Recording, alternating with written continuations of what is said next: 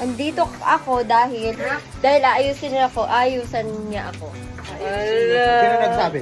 Siya, sabi niya.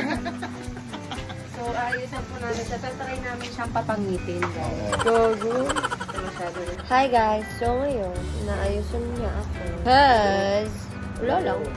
So mamaya, papakita namin sa inyo ang resulta. Mga bakla. Tayo. Yan pong mga binibenta po namin yan. Utang lang mo. Guys, yung ko po, nagre-reklamo na siya. Minimura na po niya ako. Kanina po kami nag-aaway dito. Kung pupunta po sa mga studio nyo huwag nyo pong tanggapin to. Cancel. Bakit? Tikas ng ulo. Parang maliit na bata. Sinabi nyo magbalikot, nagliligid lang. Tapos yung pili itong ko, ilang beses na siya natanggal. Salamat to, maganda ka. Pangit ka lang, talagang papa. Ay! Namumipiyok pa! Ayan, o di ba? Oo. Pawis na siya! Kayo ang pag-press nyo, ako di pa ako nalipo. Utang ko na naman. Tangan nyo. Tapos guys, nag-aaway Ibaba pa. mo. Di ba mas bagay mo kulot na yung kulot lang? Ganyan. Ako talaga.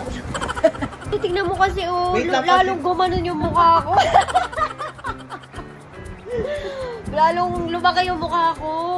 Di ba nga dapat paliitin? Aray. Ay, tayo magtiis ka, di ka maganda. O, naka-flat pa. Kung pwede sa kabilate. Dapat diretso na lang. Ay, umukulot dito tapos straight dito. Ano, te? Hindi ko mapalagay, te. Ako, te, alalahanin mo, may uric acid. Ay, may gout pala siya. Sorry. Sige na. May gout pala siya. So, kasi guys, pinag-uusapan namin, ayoko ikasal. Kasi alam ko sa sarili ko, yayaman ako. Ayoko may kahati. Sabi ko sa kanya, siya na lang pakasalan ko.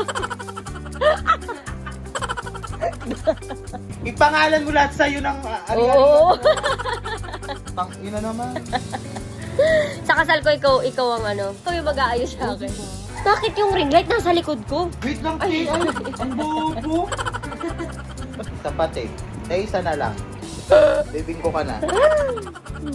Bawis na kasi ako guys, inip na ako. Ito stress. Depressed, may anxiety ba? Lahat na po. Lahat na. Waloy, may mga sakit na. Gago. Ang ano mo? Hindi ko alam kung ano gusto mo. Nagustuhan ka ni... Yung bumbunan ko Wala ka na bumbunan. Putang ina mo. Tanda mo may bumbunan ka pati. Hindi na. Te, wag mo nga ipupusan. Putang ina naman eh. Wala na yung makeup ko kakatawa. Kaya nga ginaganyan ko para may ano siya sa hindi siya magmukhang flat. So guys, ayun, tapos na ang makeover ko. And thank you so much kay ang ina. Putang ina. Pakita ka, tangi. Hi. Ayan. Thank you so much sa kanya. And kapag ka meron kayong gustong, ba, meron kayong mga event or gusto ninyong magpaayos, kontakin nyo lang siya guys. Ilalagay ko sa comment section yung yung Facebook account niya and kontakin nyo lang siya doon. Tsaka, naggagawa din siya ng mga hair.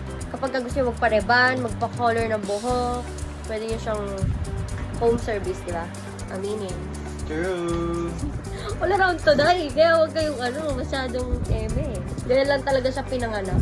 Ay. So, ayan, dito ko na ito tatapusin. Bye!